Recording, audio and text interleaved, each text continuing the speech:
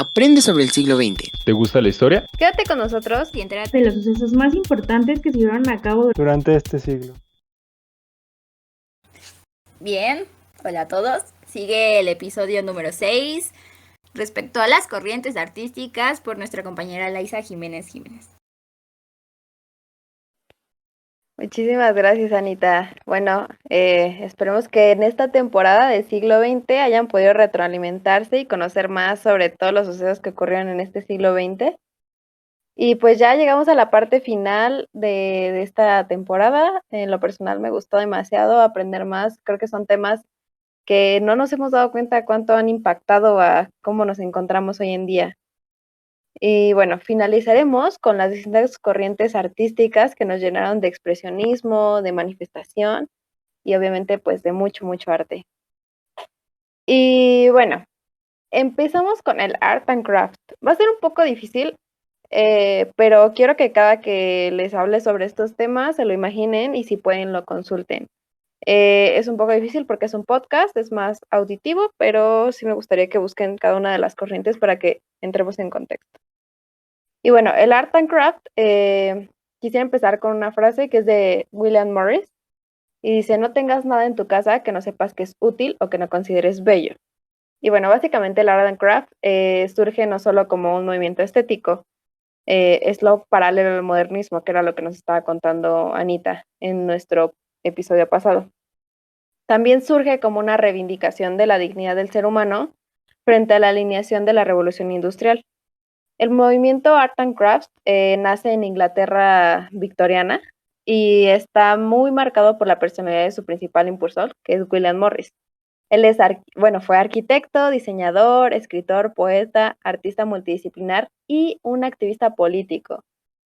Esta última faceta es la que se diferencia de sus postulados de cualquier otro movimiento. Es muy peculiar el que es un activista político. ¿Pero por qué es un activista político? Pues es que estéticamente está cercano a lo que Gaudí o Puig Cadafalch tramaban en el mismo momento. Pero en este caso particular, en la valoración del artesano y en su ecologismo incipiente, estaba como muy de acuerdo con él. Pero lo que él hacía era buscar el componente político y social de Morris muy determinante. Para él, el arte debía estar al alcance de todos, no solo de una élite como pensaba Gaudí. Lo último que quería él era materializarlo y venderlo. Lo que él quería que era que todos tuvieran acceso al arte. ¿Y esta no es como el Art Deco? No, esto, lo mismo que comento hace un momento, también se diferencia del Art Deco.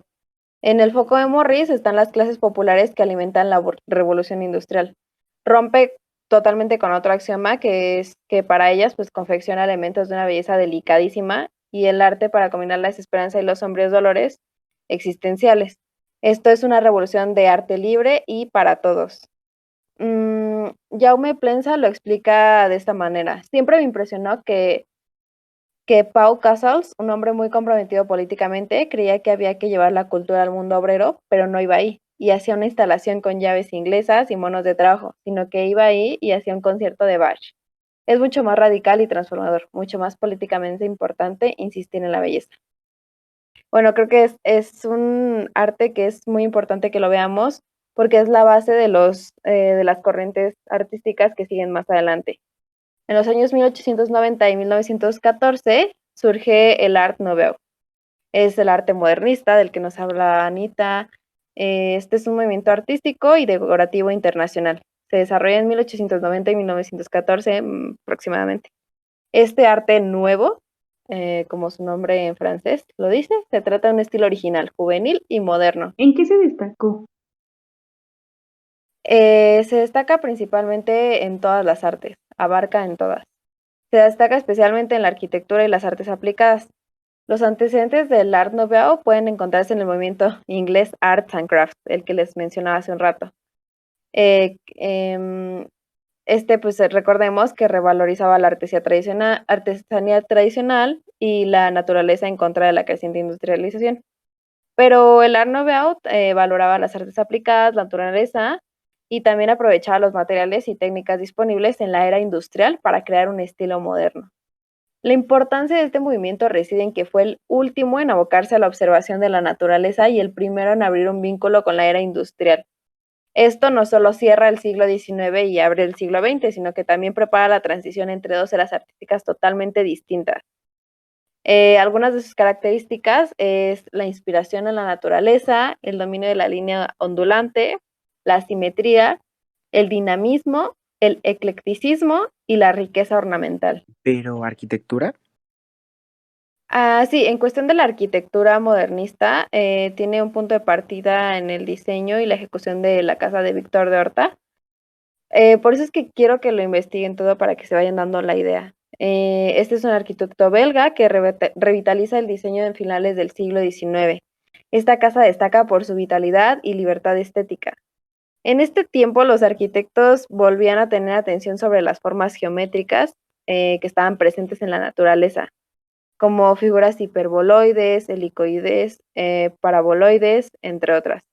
Por ejemplo, las espirales de un caracol tienen forma helicoide, los huesos de las piernas tienen forma hiperboloide y la hoja de un árbol o una hojela de papa frita tienen forma paraboloide. Junto a esto, los arquitectos aligeraron los muros y dejaban la herrería al descubierto. Así se valieron de un uso innovador del hierro y también daban un nuevo uso a otros materiales como el vidrio, la cerámica, la loza, la madera, y de esta manera reintegraban la escultura a la arquitectura de una manera muy innovadora. Y bueno, pasando a 1907 y 1914, es un poco intermedio entre el Art Crafts y el Art Nouveau. Nace el cubismo. Es el primer movimiento artístico de vanguardia del siglo XX. Nace en el año 1907 y aproximadamente finaliza en 1914, junto con los pintores Pablo Picasso y Georges Braque. Su impacto fue tal que se le considera precursor de la abstracción y de la subjetividad artística en su sentido contemporáneo. Este movimiento establece por primera vez en la historia una auténtica ruptura con el arte occidental, que pues hasta entonces sabíamos que se basaba en la imitación de la naturaleza y en la idea de la belleza, y supone entonces un gran escándalo, sobre todo entre los más conservadores. ¿En qué consiste el cubismo y por qué se dice que es un movimiento revolucionario que aporta a la historia del arte y a la cultura occidental y en qué reside su importancia? Pues básicamente el cubismo representa la realidad mediante el empleo dominante de elementos geométricos. Esto es un resultado del análisis y la síntesis. Los objetos no se representan como son o como se ven, sino como han sido concebidos por la mente. Obviamente estos se desconstruyen en sus formas geométricas esenciales, orientando como la atención al lenguaje plástico, la observación y el análisis. Y bueno, para comprender un poquito cómo lo hacían, primero empezaban por la ruptura del principio de la imitación total de la naturaleza en el arte. Pues a diferencia de los movimientos predecesores, el cubismo se distancia abiertamente de la representación naturalista. Esto quiere decir que del principio de imitación de la naturaleza como objetivo final del arte. Esto lo convierte en el primer movimiento de vanguardia propiamente dicho. Da un paso más allá al distanciarse incluso de la idea de representar la naturaleza según los modos de percepción de la vista o la emoción. Es así como logra la desconstrucción plástica por la vía analítica, logrando crear en el cuadro una realidad propia, independiente de cualquier referente y de cualquier intento por lograr la verosimilitud. Las características del cubismo parten como toda transformación de un proceso histórico con implicaciones políticas, económicas, culturales, artísticas. En ese momento, pues muchas cosas estaban cambiando a finales del siglo XIX y principios del siglo XX. Recordemos que todos estos tres principios de estas corrientes artísticas están dando cambio del siglo XIX al siglo XX. El desarrollo tecnológico había llegado a un punto verdaderamente transformador. En este caso, la invención del automóvil en 1885 y el aeroplano en 1903 había cambiado la percepción de la distancia y del tiempo. Las primeras transmisiones inalámbricas por radio en 1895 cambiaron radicalmente los parámetros de comunicación. Y la creación del cinematógrafo en 1896 permite una nueva concepción de la imagen a la que se incorpora en el movimiento, con no pocas consecuencias para las artes visuales. Y por si fuera poco, los sistemas monárquicos europeos comienzan a ser reemplazados por repúblicas democráticas. al tiempo que crecían el socialismo y el comunismo ante las dinámicas socioeconómicas generadas por el capitalismo. Era evidente que la nueva era que se abría paso a esta sociedad industrializada y masiva no se veía reflejada en las artes plásticas tradicionales. O sea, necesitaban estas seguían atadas a la imitación de la naturaleza y al contenido, y era lo último que necesitaba esta generación. La conceptualización del cubismo responde también a las ideas que, tanto en lo artístico como en lo cultural, pululaban a principios del siglo XX y que llamaban la atención de los jóvenes artistas. No solo había ideas nuevas, sino que también había disponibles nuevas formas de mirar el mundo. Y bueno, después nace el neoplasticismo. Después de haber pasado por esta era del cubismo, llega este constructivismo holandés, que también es llamado de Stijl. Es un nuevo enfoque de las artes plásticas y se basa en las relaciones universales. Sabemos que es muy difícil destilar todo lo que sabemos y sentimos en un sistema simplificado. Y esto es lo que intenta Piet Mondrian. Une el cubismo y la teosofía y reivindica un proceso de abstracción progresiva donde las formas se irían reduciendo a líneas rectas, horizontales y verticales, y los colores a los tres primarios, y al blanco y el negro. Todos sabemos cuáles son los colores y este tipo de como holograma que sigue la Bauhaus, pues se inspira en Piet Mondrian. En este caso no existe la profundidad, no existe ningún tipo de referencia figurativa, no existe ni siquiera una simbología. O sea, el neoplasticismo es arte puro, línea y color, unidas en un mismo espacio. Para los neoplasticistas era imprescindible rechazar cualquier motivo reconocible. No se debía imitar la vida real y consideraban que el arte forma ya parte de la vida real. Así que no es necesaria su imitación, como los anteriores movimientos artísticos. En este caso, la abstracción en este y en otros estilos coincidentes en el tiempo en Europa era una forma de contribuir a un mundo nuevo y mejor después de una horrible guerra mundial. Obviamente en este momento pues no sabíamos que quedaba otra guerra por venir. En 1924, en este gran movimiento, pues conocemos en París el manifiesto que André Breton, escritor y poeta francés, escribe y después de cortar relaciones con Tristan Tzara, líder del movimiento dadaísta, nace el surrealismo. Muchos consideran que es la última de las grandes vanguardias. El surrealismo emerge en París, en 1924. Se esparce por Europa a pocos años de la concluida de la Primera Guerra Mundial, hasta la llegada de la Segunda Guerra Mundial también. Por ende, la influencia de este movimiento ha llegado hasta nuestros días, incluso aún se ha visto que tiene influencia. Es cierto que el término surrealismo está asociado a André Breton y su manifiesto, pero fue usado por primera vez por Guillaume Apollinaire. Este es un escritor y crítico de arte francés. En el prólogo de su pieza Las tetas de Tiresias, escrito en 1917. ¿Y este manifiesto de qué habla? Bueno, en el caso del manifiesto de Breton, está inspirado en el libro de Freud, La interpretación de los sueños, en el que el autor explora la idea de que la mente humana posee un nivel oculto llamado inconsciente. Es decir, aquello que lo que la mayor parte del tiempo las personas no tienen conciencia, como la palabra lo indica. ¿Qué buscaba entonces el surrealismo? El surrealismo pretendía superar esta limitación del inconsciente, permitiendo que el subconsciente se expresase a través del arte. De esa forma, el automatismo se convierte en una de las características del surrealismo.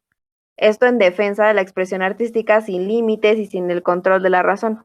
Para lograr este objetivo, los artistas llegan a elaborar obras en estados de trance e hipnosis. Todos hemos visto este tipo de arte, o sea, es increíble. ¿Y qué objetivo tenía? Pues el objetivo era que la creación artística se automatizara, tal como es automática la respiración o la acción del pestañeo. Era así un intento de protesta contra las normas establecidas, tanto en el arte como en el ámbito social. Nos podemos dar cuenta cómo el arte también funcionaba como protesta en este tiempo.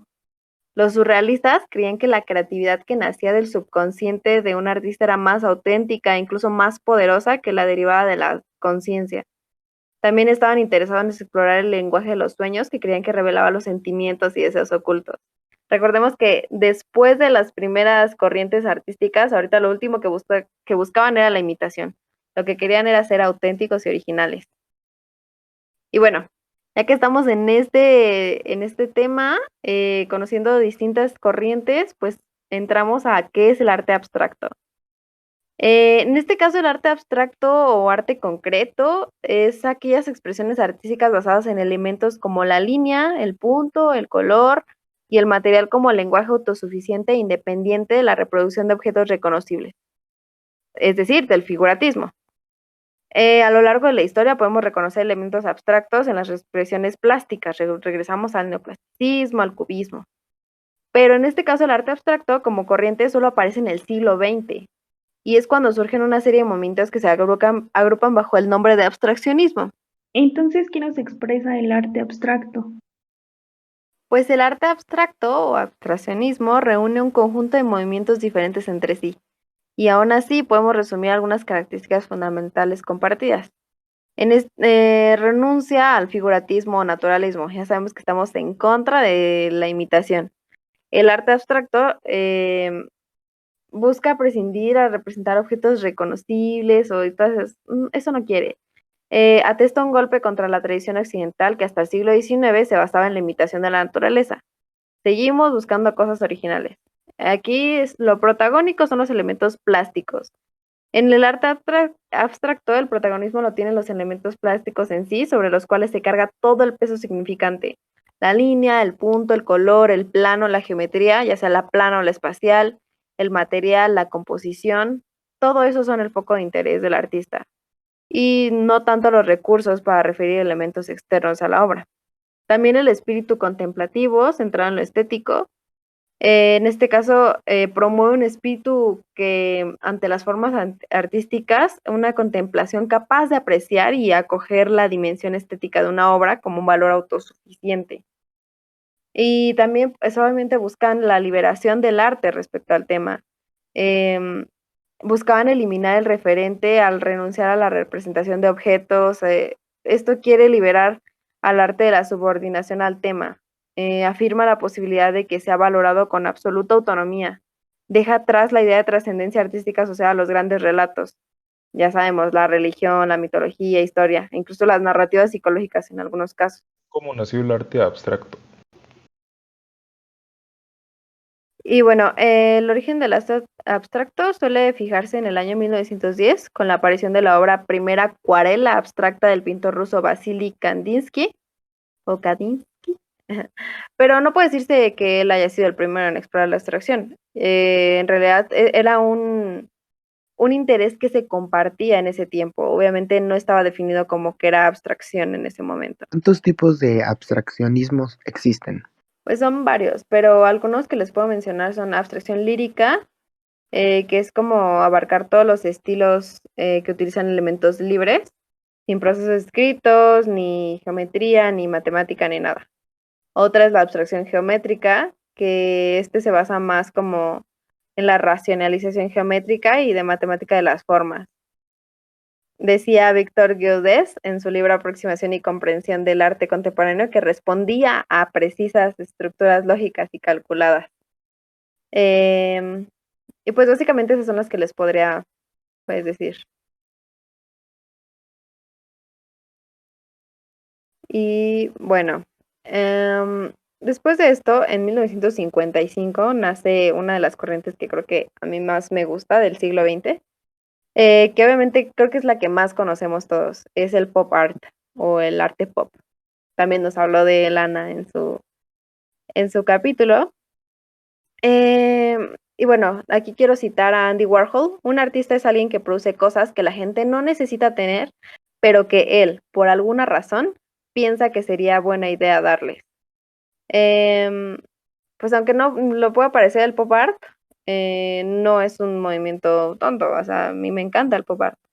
Los artistas se ponen a crear obras fáciles para un público lento, pero es un arte muy político y muy consciente de la realidad de nuestra sociedad de consumo. Los artistas pop en realidad documentan lo que ven a su alrededor, con luces, con sombras, o sea, si recordamos cómo son, es como la misma imagen repetida en distintas sombras y luces. Es la manifestación plástica de la cultura que se caracteriza por varios factores, como son el consumo vertiginoso, la tecnología, el ocio, las modas, la democracia. todo fabricado, empaquetado y listo para venderse. El arte, más que nada, es otro producto. Y para un mayor rendimiento se puede producir en serie, y es lo que hemos visto en el pop art. Nuestra cultura, pues, es superficial, y es lo que estos artistas se dieron cuenta. Es inexpresiva, es impersonal, es repetitiva, saturante. Y lo que buscaban era eso, o sea, darle una identidad para que ellos buscaran qué comprar. Llegados a este punto, pues el arte ya no imitaba la vida, sino que es la vida la que imita el arte. Y es la revolución artística que veíamos en este siglo XX. Quiero citar a Richard Hamilton. El arte de mañana será popular, concebido para las masas, efímero con soluciones a corto plazo, prescindible, fácilmente inolvidable, sexy, efectista, glamuroso, un gran negocio. Y bueno, después tenemos, también quisiera mencionar la arquitectura high-tech. No es totalmente artístico, es más corriente arquitectónica, pero creo que es un movimiento arquitectónico importante de mencionar. Este movimiento nace en los años 70 y consiste en incorporar elementos industriales y tecnológicos en la concepción de todo tipo de edificios, viviendas, oficinas, museos y fábricas. Recordemos que lo que queríamos ahorita era industrializar todo lo que teníamos, queríamos aprovechar todos los materiales. Este estilo aparece como una continuación de la arquitectura moderna, en este caso era moderna. Los personajes más conocidos de esta corriente arquitectónica pues son Renzo Piano, Richard Rogers, junto con otros arquitectos ingleses como Norman Foster, Michael Hopkins y el ingeniero Peter Wright. ¿Pero por qué high-tech? Bueno, en este caso es nombrada high-tech por el libro de los críticos de diseño Joan Cron y Susan Slein, High-Tech, The Industrial Style and Sources Book for the Home. Este es publicado en noviembre de 1978 por la editorial Clarkson Potter en Nueva York. Y muestra cómo los diseñadores, los arquitectos, los simples particulares se apropian de objetos industriales clásicos. Y eso es lo que les digo, o sea, lo que buscábamos era que era original. ¿Y qué teníamos? Industria. Entonces, todo lo hacíamos nuestro. Lo veíamos en las bibliotecas, en vasos de precipitado, caballetes metálicos, elementos de cocina industrial, dispositivos de iluminación para fábrica, etc. Todo esto era encontrado en catálogos destinados al sector industrial y le daban un uso doméstico. Toda la arquitectura high-tech ha sido elogiada y sus elementos técnicos han sido promocionados con una presentación ostentosa de componentes técnicos y funcionales de los edificios. Aquí las paredes de vidrio y las estructuras en acero son retomadas por los arquitectos del high-tech. Valorizaban los elementos técnicos, estos eran posicionados al exterior acompañados de estructura portante para que saltara a la vista. La fachada high-tech es una pared decorada con elementos constructivos. Surge en cierta manera como respuesta al desencanto creciente con la arquitectura moderna. Recordemos que todo esto tiene un tipo de manifestación, el cual intentaba apaciguar desde antes del brutalismo. Uno de los objetivos de este tipo de arquitectura consistía en aportar novedad a la estética de los edificios no industriales, inspirándose en las estructuras industriales y retomando sus elementos. La arquitectura high-tech tiene como misión darle a todo objeto o espacio una apariencia conforme a la época industrial, porque estábamos viviendo en la industria y todo nos gustaba así. Es como lo que se conoce de constructivismo. Es algo que impulsó, sí, pero no. El desconstructivismo es una corriente arquitectónica que se desarrolla en la década de los 80s, casi finales de los 70s. Se desarrolla en Estados Unidos y en Europa, y sus principales características están en la fragmentación, la falta de simetría, la armonía, continuidad en las obras diseñadas bajo este concepto. Este estilo presenta un tipo de diseño no lineal. Este desafía las formas y se interesa por manipular las ideas sobre la superficie y las estructuras. Este se aleja de la geometría euclidiana y utiliza formas rectilíneas y planas.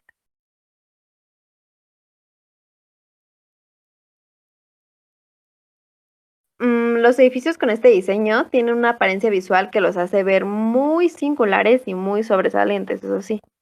La arquitectura desconstructivista expresa un caos controlado, por eso a sus críticos les parece una escuela arquitectónica carente de contenido social.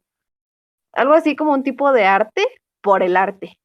además de incluir los procesos no lineales en sus diseños. Deliberadamente distorsiona y descoloca varios de los más elementales principios arquitectónicos. La estructura y el recubrimiento del edificio pues, siempre queda súper confuso. En la arquitectura desconstructivista, la alteración de la estructura no solo se expresa en sus formas exteriores, sino también en la estética interior, que igualmente queda distorsionada a partir del diseño exterior. ¿Y esto cómo se origina? Pues este se origina a finales de la década de los 70s, 80s, en Estados Unidos, concretamente en Los Ángeles, California, varios países de Europa, y guarda cierto parecido con el constructivismo ruso que surge en 1914 y 1920, después del triunfo de la revolución bolchevique. Por esto se cree que fue influenciado por el movimiento artístico arquitectónico de los años 20, pero principalmente la fundamentación teórica del movimiento desconstructivista la desarrolló el filósofo francés argelino Jacques Derrida. Derrida es considerado el padre del movimiento filosófico y literario de desconstrucción, propio del posmodernismo. Uno de los casos del diseño desconstructivista fue el concurso de arquitectura del Parque del Billete París en el año 1982. Este diseño fue el ganador y fue presentado por el arquitecto Bernard Tschumi con el apoyo de Peter Eisman y Jacques Derrida.